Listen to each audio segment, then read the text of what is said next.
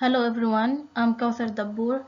Today I'm gonna discuss with you an interesting issue which is gender and misogyny in the Taming of the Shrew. First, I will speak briefly about the author William Shakespeare and about the play in general. Then I will mention the characters and a brief summary of the play. Second, I'm gonna go deeper to our theme today, gender and misogyny. After that, I will comment on some quotations and then we will end up with a conclusion. So, who is William Shakespeare? William Shakespeare was an English playwright, poet, and actor. He was baptized on the 26th of April 1564 and died on the 23rd of April 1616, aged 52. He is regarded as the greatest writer in the English language and the world's preeminent dramatist. He wrote almost 37 plays, 154 sonnets, and a lot of poetry. His plays have been translated into every major living language and are performed more often than those of any other playwright. He wrote different types of plays: historical, tragical, and comical. Now, The Taming of the Shrew. It is considered one of the simplest and comic plays presented by William Shakespeare, believed to have been written between 1590 and 1592. It was first printed in 1623 and it consists of 5 acts. It is known as The Taming of the Fears or The Taming of the Shrew. The characters. Catherine, the shrew of the play's title.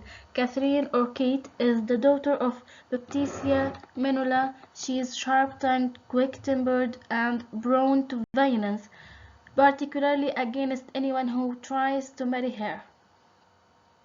Petruchio is a gentleman from Verona, loud, boisterous, eccentric, quick-witted, and frequently drunk. He wishes for nothing more than a woman with an enormous dowry, and Kate was the perfect one. He succeeds in forcing Catherine to be obedient to him. Bianca, the younger daughter of Baptisia, she proves herself the opposite of her sister Kate. She is soft-spoken, sweet, and unassuming. Baptisia, he is Catherine and Bianca's father. He is one of the wealthiest men in Padua. He will not let Bianca marry until Kate is wed. Lucentio, a young student from Pisa, he fell in love with Bianca, but he cannot marry her because of her father's condition, which is marrying Kate first. Tranio and Boindilo, Lucentio's servants. Gremio and Hortensio, two gentlemen of Padua, they were Bianca's suitors at the beginning of the play. Though they are rivals, they become friends during their mutual frustration with and rejection by Bianca. Hortensio ends up marrying a widow. Gremio, Petruchio's servant and the fool of the play, a source of much comic relief. Christopher Sly, the principal character in the play's brief introduction. He is a drunken tinker tricked by a mischievous nobleman into thinking that he is really a lord. The summary. It talks about Lucentio who loves Bianca but cannot court her until her shrewish older sister Catherine marries. The eccentric Petruchio marries the reluctant Catherine and uses a number of techniques to render her an obedient wife. Lucentio marries Bianca and in a contest at the end, Catherine proves to be the most obedient wife. We move to the most important thing we are gonna discuss, which is gender and misogyny. Bianca and Catherine play opposite roles in the play. We have Bianca with the traditional role of a good woman. At that time, a good woman is the submissive one that is obedient to her father or her husband. And we have Catherine who rebels against the stereotypical image of a woman and refuses to be ordered by a man. Catherine's stubbornness and strong will cause her to be denigrated, insulted, and abused throughout the play.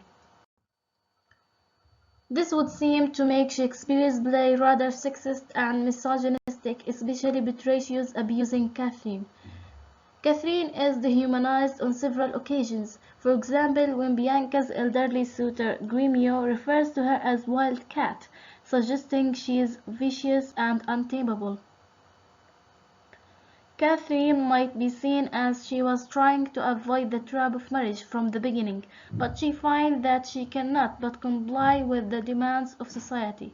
We can see this obviously in the wedding scene. The groom, father of the bride, suitors of the bride's sister, priests, and menfolk of the town are complicit in forcing the bride to comply with their expectations. This culminates when Petruchio interrupts Catherine, screaming that she refuses to marry him, by kissing her, changing it from dissent to assent. So the male hierarchy has revealed and forced her to fit in with its vision of a woman's role. Shakespeare seems to be highlighting the inequality of the relationship in which the rational free man subjugates the woman who, like a wild animal that needs to be tamed. A husband's masculinity is dependent upon his ability to control and dominate his wife, which centers around Petruchio taming Catherine and forcing her into the traditionally submissive role of a wife, to assure the idea of the male as dominant and the female as submissive.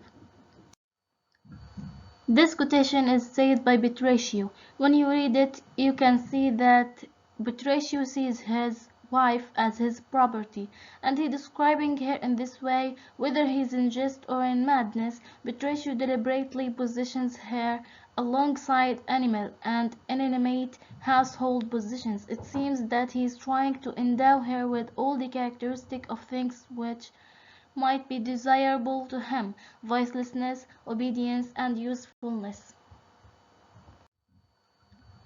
This is from the last speech said by Catherine.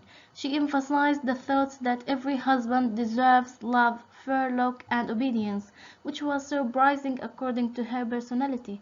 This can reflect the play's title, where the shrew is finally tamed. Actually, it is somewhat unclear whether Catherine is really tamed by Petruchio or whether she is simply pretending to be obedient to him, maybe to protect herself from society or an attempt to end the long-lasting tensions that she has gone through. At the time of Shakespeare, women were supposed to be obedient to men. They were seen as weak creatures who needed saviors. Men, they were also seen as objects of desires. In my opinion, Shakespeare is trying to criticize the society in which there is nowhere for a strong woman who is different from the typical image of women. Thank you for listening.